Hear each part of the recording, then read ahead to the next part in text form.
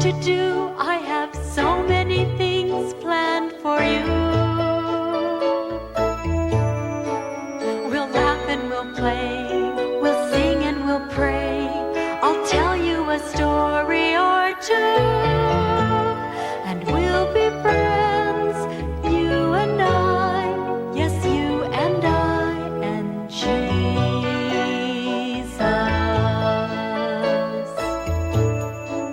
I'm happy you're here once again. It's so nice to have you as my friend. Well, that came out easy, didn't it? Yeah. Great. And then you just get this dirt patted around it like that. There. Aren't these window boxes going to look nice? Yeah. Oh, I can hardly wait till they're all done. Hey kids, I found something that looks like a porcupine quill. Sean, guess what kind of plant that seed is going to grow into? A pansy? No. You want to guess? A rose? No. It's going to grow into a marigold. You know what I think is so amazing? See how tiny it is? It's so small, and yet God has put everything into it to make it grow into a glorious plant. And it just takes time for that to happen, and also care from us to make them grow beautifully. Oh, Mom. Mm-hmm. I think our African violet needs some special attention, because when I watered it yesterday, it didn't look too good. I'm glad you noticed that, Jana. I think it does too. You know, Judy Newton specializes in violets, and I think we should take it to her and she can help us. Actually, right now is a good time for a walk, so why don't we do that? Okay. I'd like to stay here and keep on working on the window boxes. Me too. Okay, well, let's go find Charles and Amy. Okay.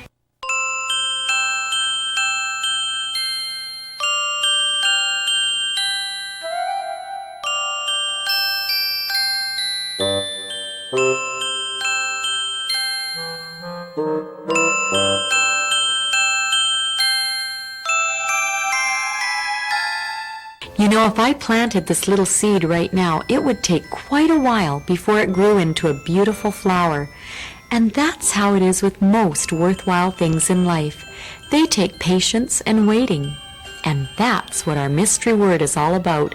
So get your pencil and paper and watch for the keyword when it rolls in, and then the important letter in it will jump right into the correct spot of the mystery word. Today's word has 4 letters. Look at the roots of that tree. You can see them. It's what it has is it's grown out of another tree. Yeah, they might have had a little nest there, and then maybe a little squirrel came and got it or something. You never know. That's like a little nest. Probably not a bobcat. I don't think there's bobcats. Isn't that birdie neat? See, it's getting buds on it. I wonder what kind of blossoms Hey, it look, is that a tunnel? It is, and I think on the other side is the greenhouse, so let's go.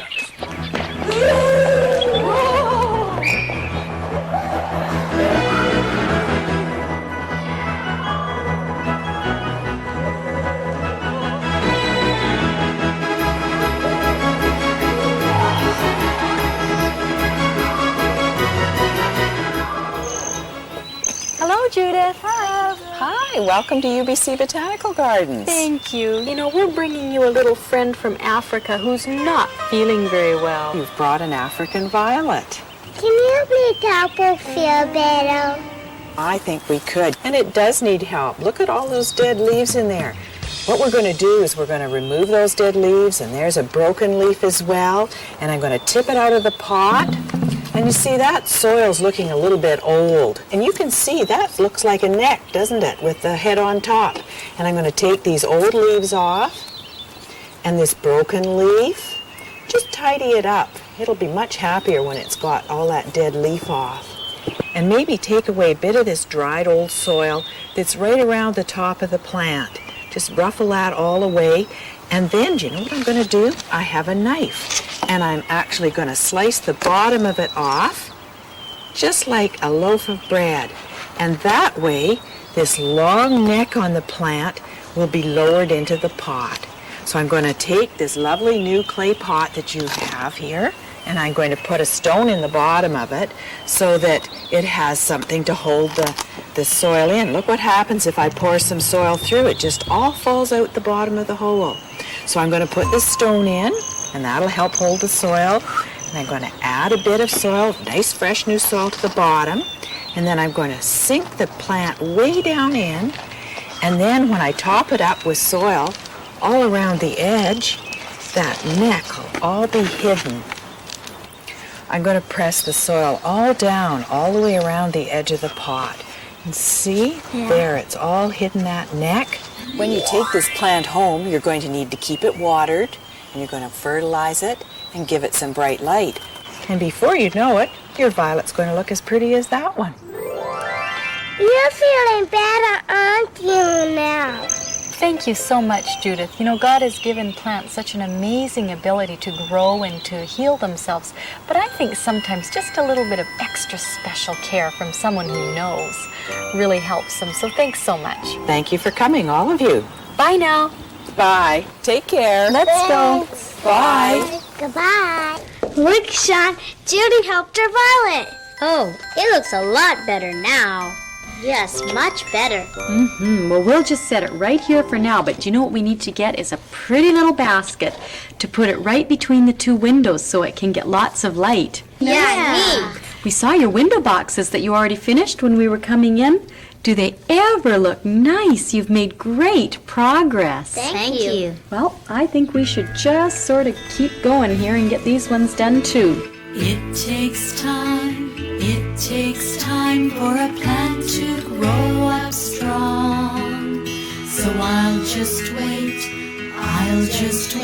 for the plant to grow up strong. The plants need rain and plants need sun. From tiny seeds, all plants come. The plants need dirt and plants need air. They're all depending on God's care. It takes time for a plant to grow up strong. So I'll just wait for the plant to grow up strong.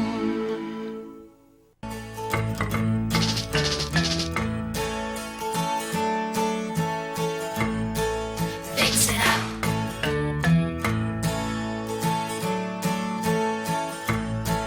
Fix it up. We can fix it too. Hi, Janice. Well, hi. It looks like you're making real good progress here. Yes, we are. You can even see how the motor works. It looks complicated. Well, it is, and it's very important, Janice, that all the moving parts work together perfectly.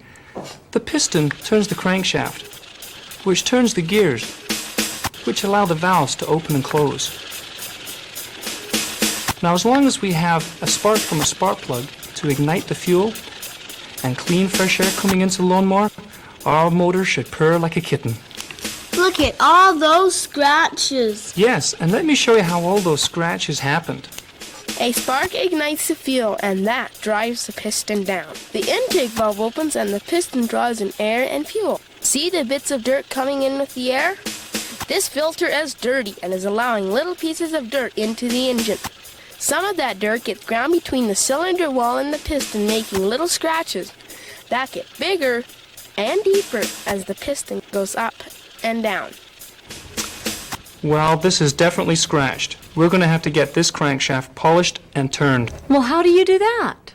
Well, I have a friend named Oscar, and he has a machine shop, and I'm sure he'll be really happy to help you out. He has a real machine shop? Yep, a real machine shop. Can we go now, Mom? Sure we can. Hello, Charles. You need to take this with you. Thanks for your help, Mr. All right, English. bye-bye. Bye. Say hi to Oscar.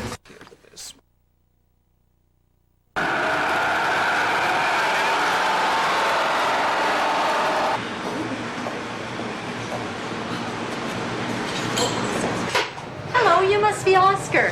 Hi. I'm Janice, and this is Charles. Oh, pleased to meet you. Hi, Tiger. What can I do today for you? Can you please fix our crankshaft? Oh, let me see what you got here. Oh, my. It looks really used. We'll clean it off and see what I can do with it. That needs a little bit polishing, and the threads, they have to be recut. So I will put it into the lathe, and there you go. So before I start the lathe, I have to give you safety glasses Thanks. and a helmet, Thank you. so nothing gonna happen to you. You'll be safe, Great, Charles. Tiger. Now watch. We start up the machine, and I will polish it. And we also have to fix the thread a little bit here.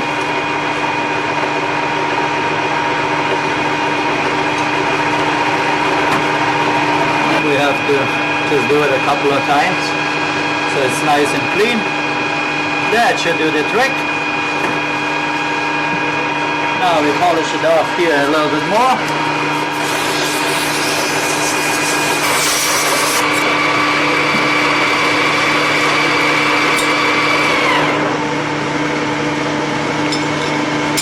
That looks pretty good. Almost as good as new. So what do you think of it, Charles? That looks shiny. Even I can tell the difference. It looks a lot better. Okay, I put it back in the box. There you go. Thanks. Okay, and you can keep the glasses in your hard here. Thank you.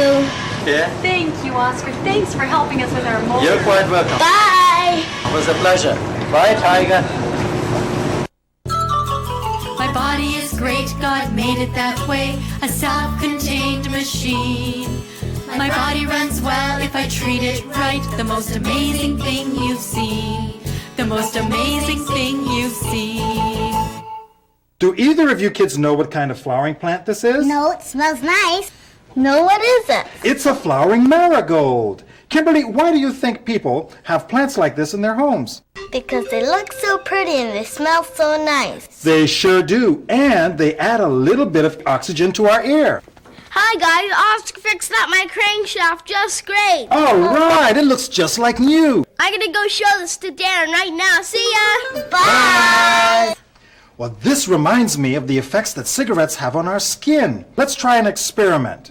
Joshua, I'd like you to put that plant right here in this aquarium, and we'll see what the effects of cigarettes have on the plant, just like it does on our skin. We're going to use a little friend of mine here to help us get these cigarettes started. How do they smell? Gross. They do smell kind of stinky, don't they? What's your friend's name? Her name is Smoking Sally.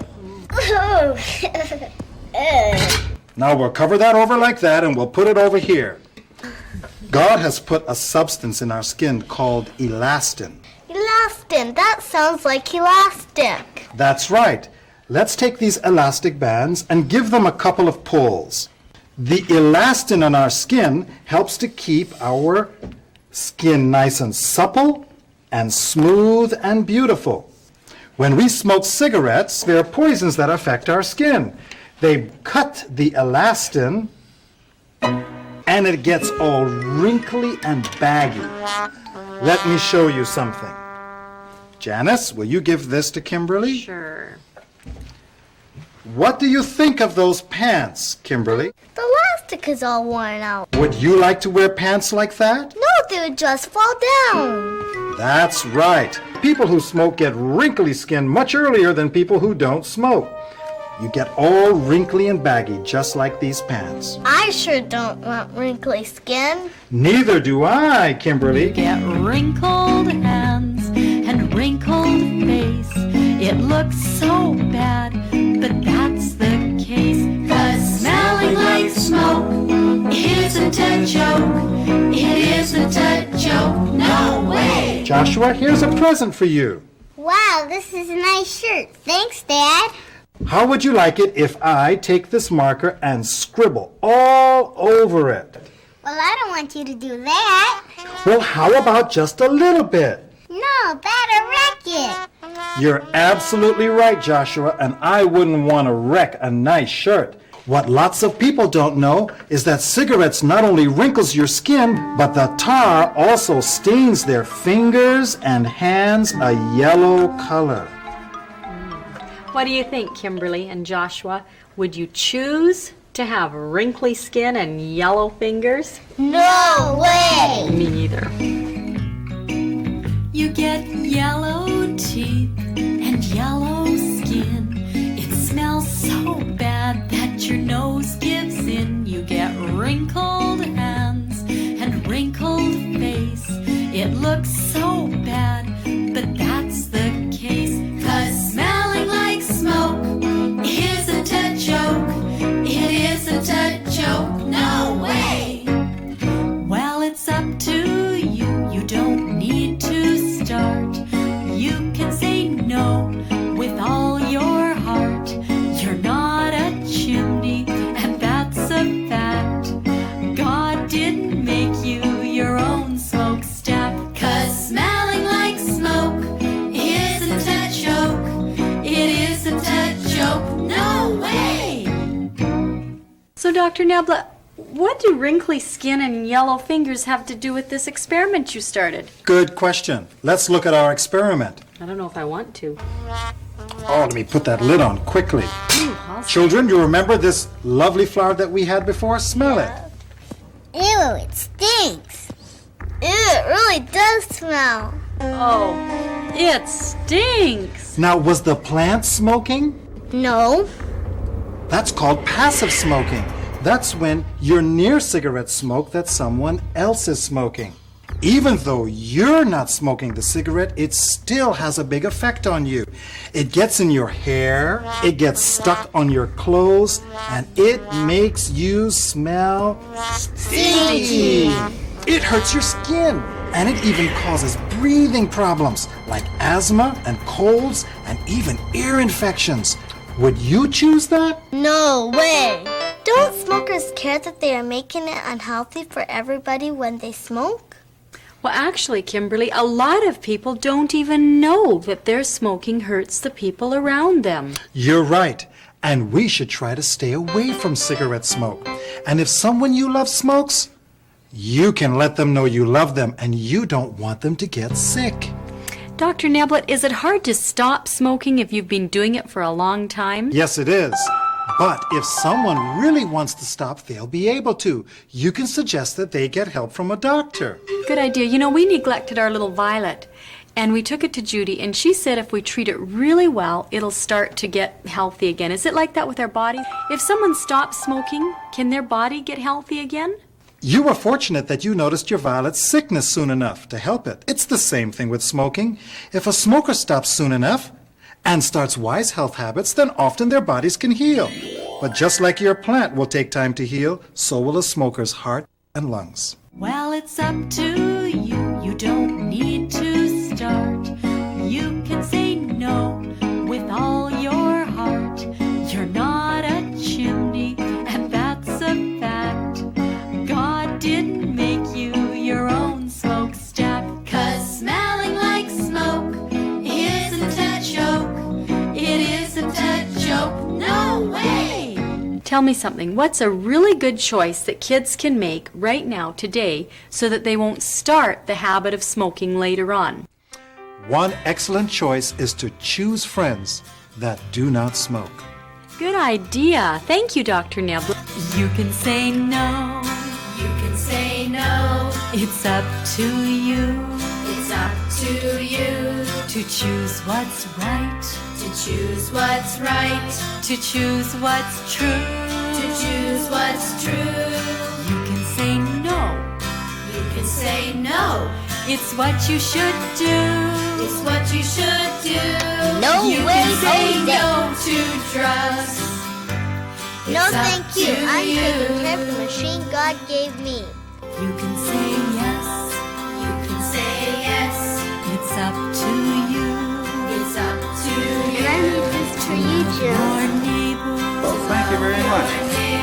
To tell the truth. To tell the truth. To know God more.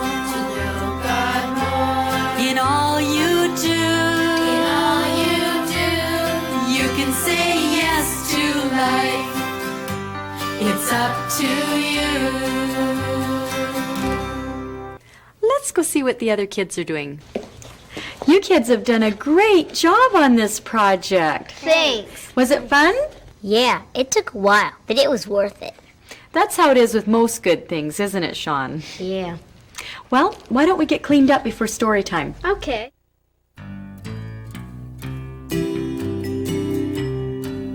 One step at a time, one step at a time. Gets the job done, one step at a time. It might take a long time, might take a short time, but everything takes a step at a time.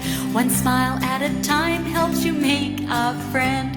One word at a time gets a book to the end. One swish at a time to sweep the floor. One day at a time to love God more. One step at a time, one step at a time. Gets the job done, one step at a time. It might take a long time, it might take a short time, but everything takes a step at a time. Everything takes a step at a time.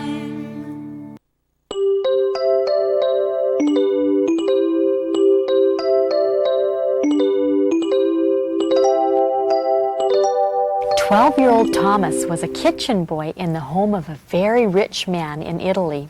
And one day he was outside behind the kitchen dumping out the potato peelings. And all of a sudden, someone came up behind him. And he turned around and he said, "Peter, what are you doing here?" "Well," said Peter, "I've left the village of Corona for good. I've come to Florence to become a famous painter. I've heard there's a wonderful school here, and I just want to learn to be a painter." "Well, have you any money?" said Thomas. "Money?" said Peter. "I don't have any money." "Then you're just going to have to get a job and work in a kitchen like I do, because if you do that, you'll have lots of food to eat and a warm place to stay." "I don't want to be a kitchen boy. I want to be a painter." "I know what. Do you get enough food to eat?" "Of course I do," said Thomas. "Well, if you get enough food to eat, why don't you share it with me?